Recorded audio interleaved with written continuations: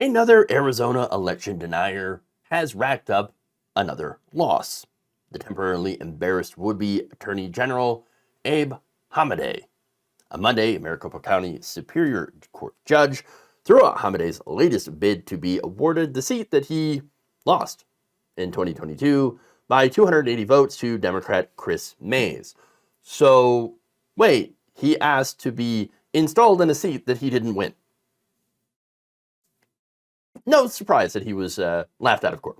Okay, now in his lawsuit that he filed back in January, he claimed that his defeat was due to unlawful signature verification procedures being used in Maricopa County and by their officials, and had urged the court to remove the Attorney General and to install him in her place. Obviously, that did not fly. Now, he alleged that in his lawsuit, that Maricopa County election officials had erroneously used ballot signatures from past elections to verify ballots submitted in 2022, and therefore, as a result, injected thousands of illegal votes, causing him to lose the election that he claims he should have won. But wait, hold on, he didn't win the election, and his entire basis for challenging the election is completely flawed.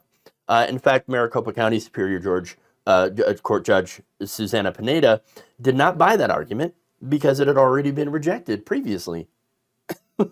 State law requires election officials to certify mail-in ballots by verifying that the signature on the ballot's affidavit envelope actually belongs to the voter that submitted it.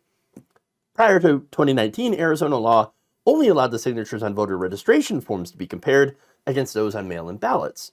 But after that, after 2019, lawmakers began to allow the use of previously submitted and verified ballot signatures. Why? Why the change in the law? Because people finally realized, oh, your signature changes over time. So it might be a little bit different.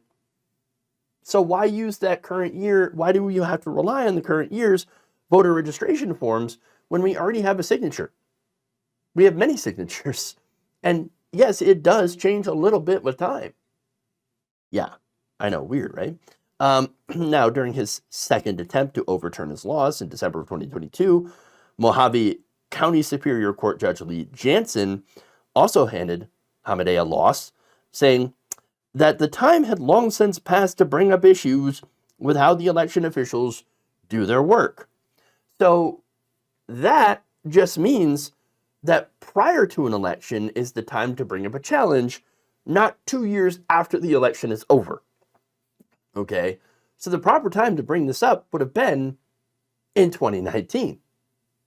And then you could talk about whether or not your challenge has merit and that these election procedures are proper.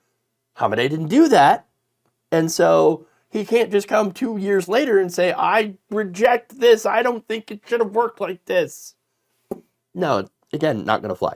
Now, Pineda reinforced that position and added that Hamade had all the information he needed to know about how signature verification worked since 2019, since those changes. I mean, it's not like people weren't told about it. No, there was all sorts of announcements and literature that pointed out, hey, these are the changes that we're making to Arizona's signature verification law. Make sure you are read up on it. His entire lawsuit was nothing more than a tantrum. He just didn't like it.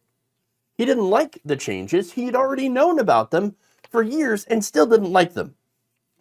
In fact, this is, according to Judge Pineda, by filing his action after the completion of the election, Hamade asks the court to overturn the will of the people as expressed in the 2022 election, because Hamade's complaint is strictly a question of attacking the process used to carry out the election. His claim is untimely and mandates dismissal. And not only is it untimely, but again, it doesn't make sense. She writes, he surmises without proof that he received the most legal votes for the office of Attorney General. This is insufficient to obtain the relief sought. She's not done. Pineda also authorized sanctions against Hamade and his attorney, Ryan Heath, for submitting a case without, quote, substantial justification.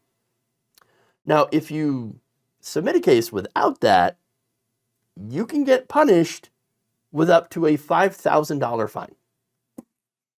To which I say, whoopsie. And there you have it. Not only is Kari Lake an absolute loser, who used similar claims of injecting ballots and improper processes, but now Abe Hamade doing the same thing and looking for a similar result, to get installed into a position that he did not earn.